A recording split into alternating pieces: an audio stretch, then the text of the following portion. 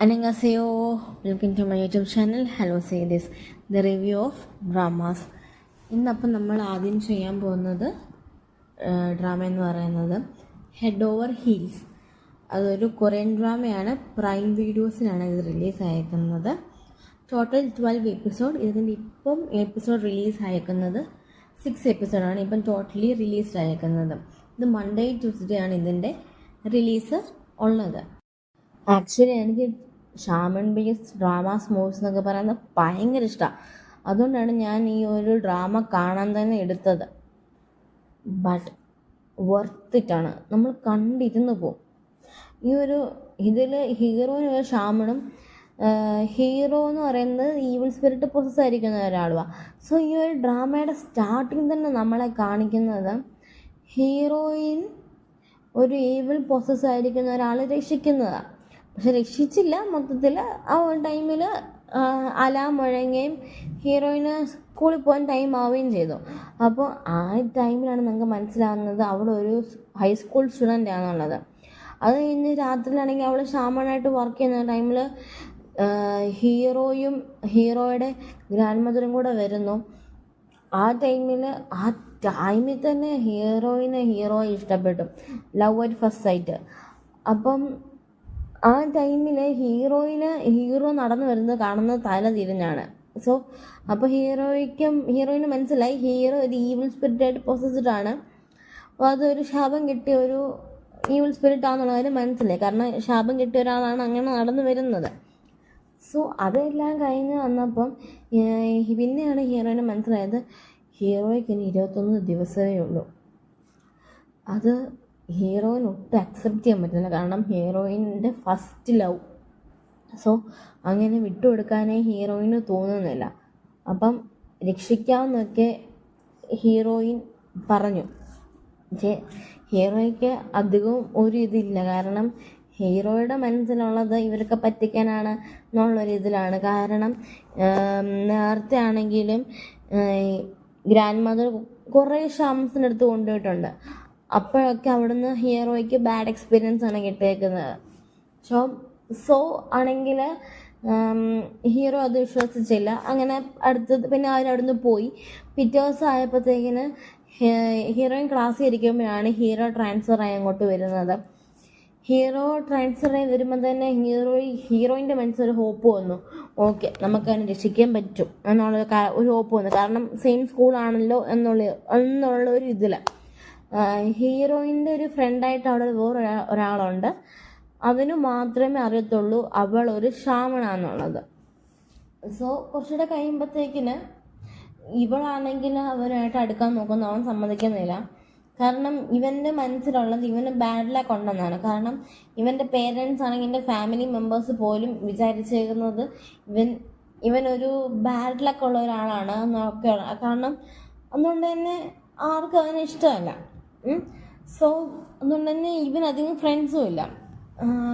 ഇവൻ ആദ്യം ആ ക്ലാസ്സിലോട്ടൊക്കെ വന്നപ്പോൾ എല്ലാവർക്കും ഭയങ്കര ഇഷ്ടമായിരുന്നു അവനെ. പിന്നെ ഇവനൊരു ബാഡ് ലക്ക് ഉണ്ടെന്നൊക്കെ അറിഞ്ഞപ്പം അവർക്ക് അക്സെപ്റ്റ് ചെയ്യാൻ പിന്നെ പറ്റുന്നില്ലായിരുന്നു അവന്. അങ്ങനെയാണ് ഇവരുടെ സ്കൂളിലൊരു വാട്ടർ ഗോസ്റ്റ് ഉള്ള കാര്യം അവൾ അറിയുന്നത്.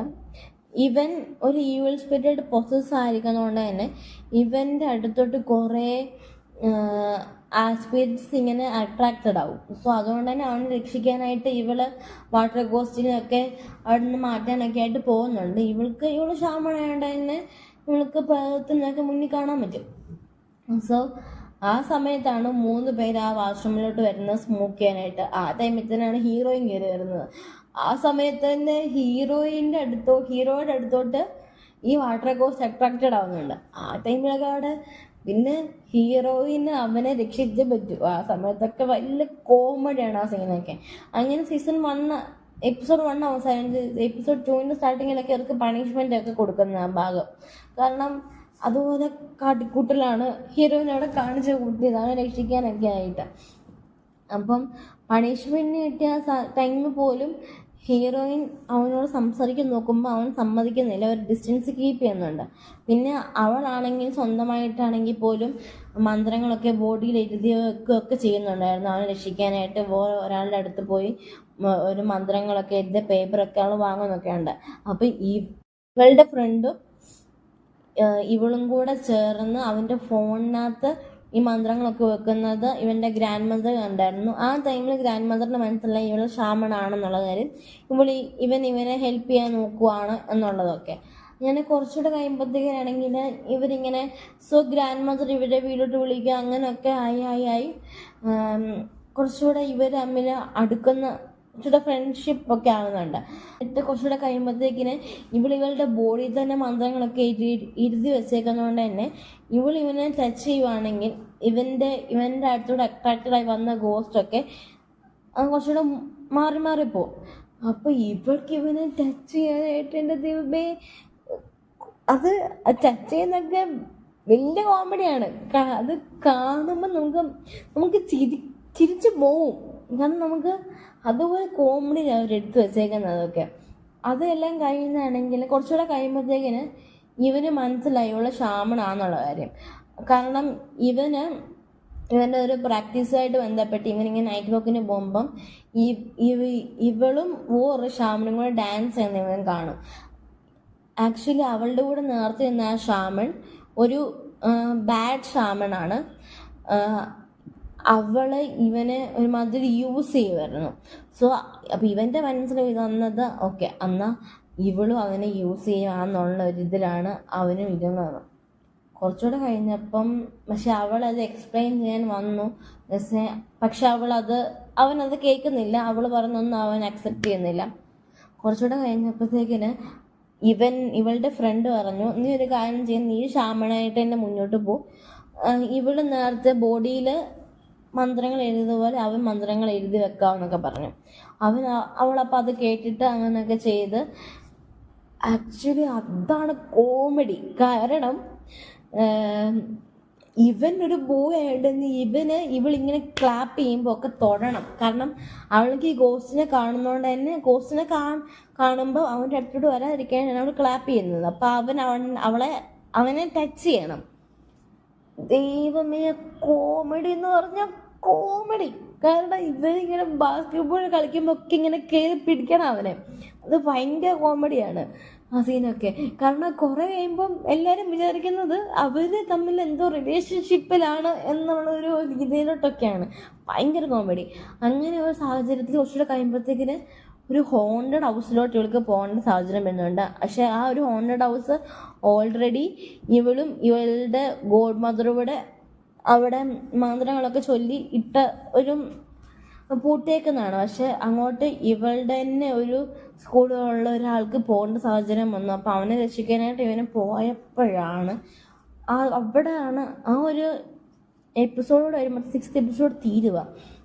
അവിടെ ഇവന്മാർ കാണിച്ചു വെച്ചിട്ടൊരു കാര്യമുണ്ട്. ലാസ്റ്റിലോട്ട് വന്നപ്പോഴത്തേക്കിന് ഹീറോയുടെ എൻട്രി ഉണ്ട് അങ്ങോട്ട്. അത് ഇവന്മാർ പക്ക ഹീറോയെ പ്ലോട്ട് ചെയ്തേക്കുന്ന പക്ക വില്ലൻ രീതിയിലാണ്. ഞാൻ തന്നെ കൺഫ്യൂസ്ഡ് ആയിപ്പോയി, ഇവരെന്താ ചെയ്തേക്കുന്നത്. അപ്പം എനിക്കൊരു കൺഫ്യൂഷനായി. ഇവൻ ശരിക്കും അപ്പോൾ ഹീറോ ആയിരുന്നു, അത് വില്ലനായിരുന്നോ എന്നുള്ളൊരു കൺഫ്യൂഷൻ എനിക്ക് വന്നുപോയി. ആക്ച്വലി ഗൈസ് ഒരു വർത്ത് വാച്ചിങ് ആണ്. കോമഡി എല്ലാം ഉണ്ട് ഇതിനകത്ത്. കാരണം കോമഡി വരാൻ കാരണം അവളൊരു ഷാമനാണ്, ആൾക്ക് പ്രവർത്തനം കാണാം. വേറെ ആർക്കും അറിയത്തില്ല ആൾക്ക് പ്രവർത്തനം കാണാൻ പറ്റുന്നു. അതുകൊണ്ടാണ് ഇതിൽ കോമഡി. ഗൈസ് നിങ്ങൾ കണ്ടിട്ട് അഭിപ്രായം പറയാം. വർത്ത് വാച്ചിങ് ആയിട്ടുള്ളതാണ്, കണ്ടു നോക്കുക. Thanks for watching.